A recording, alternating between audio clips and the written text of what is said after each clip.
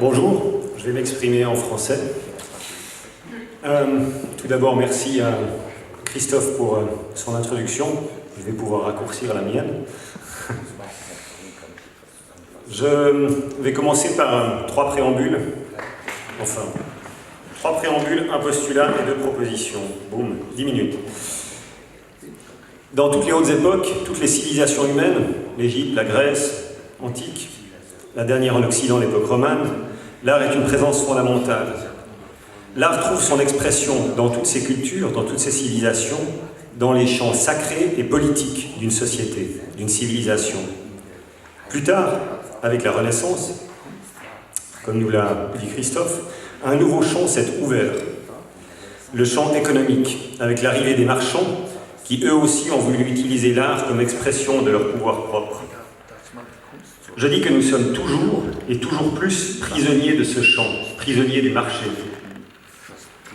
Second préambule, j'aimerais sortir une fois pour toutes de la vision romantique de l'artiste qui produit des œuvres dans la solitude de son atelier, attendant le mécène ou le galeriste qui vendra le produit de sa géniale création. Cette vision a existé, mais sur un temps extrêmement court, un siècle au maximum, de Rodin à Giacometti pour faire court. Le circuit artiste, galerie, public, acheteur est mort. Quant aux artistes superstars d'aujourd'hui, ils sont des entreprises commerciales qui ont pour objectif de satisfaire un cercle restreint de marchands d'art. Si l'on en croit Simon de Purie, 200 à 300 personnes dans le monde ont les épaules assez solides pour acheter spontanément du Jeff Koons aujourd'hui. Cercle, qui comme sa forme l'indique, est un champ clos. Troisième préambule. Il y a 3 ans, Suisse Culture, association fêtière et lobby politique de la scène artistique suisse, qui regroupe les artistes tous domaines confondus, a effectué une vaste étude dans laquelle il ressort que le revenu mensuel moyen d'un artiste en Suisse est de 3200 francs. 3200 francs, c'est en dessous du seuil de pauvreté. Et pourtant, tous ces gens ont un master en poche. Un ingénieur qui sort d'une école avec un même papier en poche s'attend à un salaire de départ de 6 000 à 7 000 francs par mois. La plupart des artistes visuels, sinon la totalité, au nom de leur liberté de création, scindent leur vie en deux. D'un côté, ils gagnent leur croûte, travaillant à temps partiel, avec un peu de chance comme enseignant, dans le meilleur des cas, pompistes, barman, auxiliaires dans un musée, etc. Et de l'autre, ils poursuivent leur travail de recherche et de création artistique. Voilà comment on vit de son art aujourd'hui. Il est essentiel pour moi de changer de point de vue sur le métier d'artiste. C'est mon premier postulat. L'artiste est avant tout un chercheur. La plus grande partie de son temps, l'artiste est dans son atelier, il cherche. C'est le temps long. Il expérimente un rapport à la réalité, il se construit un rapport au monde, un rapport à la société, un rapport à la matière avec laquelle il travaille. Sur des temps beaucoup plus courts, il montre. Mais le temps long, le temps essentiel et indispensable à l'activité artistique, c'est la recherche. Or, il est presque toujours perçu et exclusivement à travers sa production, donc à travers ces petits moments de point haut où il décide de sortir la tête de son atelier et de montrer. Il est donc considéré comme un producteur, comme quelqu'un qui fournit des produits. Et tout produit est mesuré à l'aune du marché. Tout produit s'inscrit dans le capital, dans une lecture marchande du monde. On considère donc normal que l'artiste soit payé pour la vente de ses produits, par la vente de ses produits. Et on considère comme normal que sa vie soit organisée ainsi, par la vente de ses produits. Je veux que l'on sorte de ce schéma de marché car il est faux. L'artiste fondamentalement et de tout temps est un chercheur. Je crois que nous devons questionner nos instruments. Et ceci est un des objets essentiels de la recherche pour l'artiste, c'est-à-dire retrouver un lieu pour notre expression.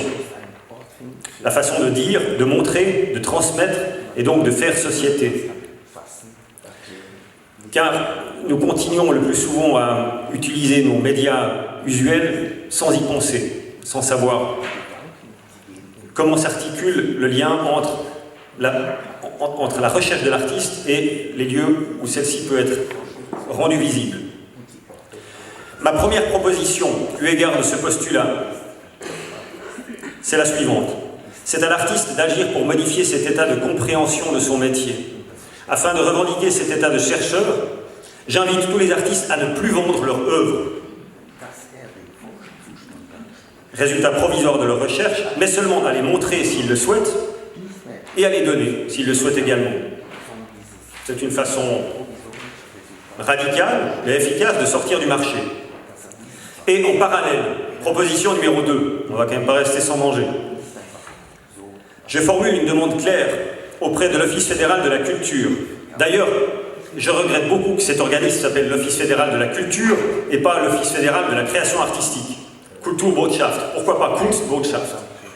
C'est là que nous sommes. Nous ne sommes pas dans la culture, nous sommes dans la création. Donc, je formule cette demande qui va par ailleurs dans le sens des intentions qui figurent sur le message culture 2016-2020 et martelée à plusieurs reprises récemment par Mme Chassot, directrice de l'Office fédéral de la culture, et M. Berset, président de la Confédération.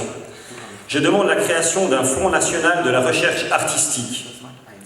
Je demande que ce fonds soit doté pour permettre à 6 000 artistes par an de bénéficier du minimum vital pour poursuivre leur activité de recherche, soit quelque chose comme 220 millions de francs par an, ce qui ne représente que 1% des 22 milliards que la culture génère chaque année comme valeur ajoutée. Source Isabelle Chassot, Le Temps, juillet 2018. Je n'invente rien. À titre de comparaison, le Fonds national de la recherche scientifique soutient chaque année plus de 15 000 scientifiques.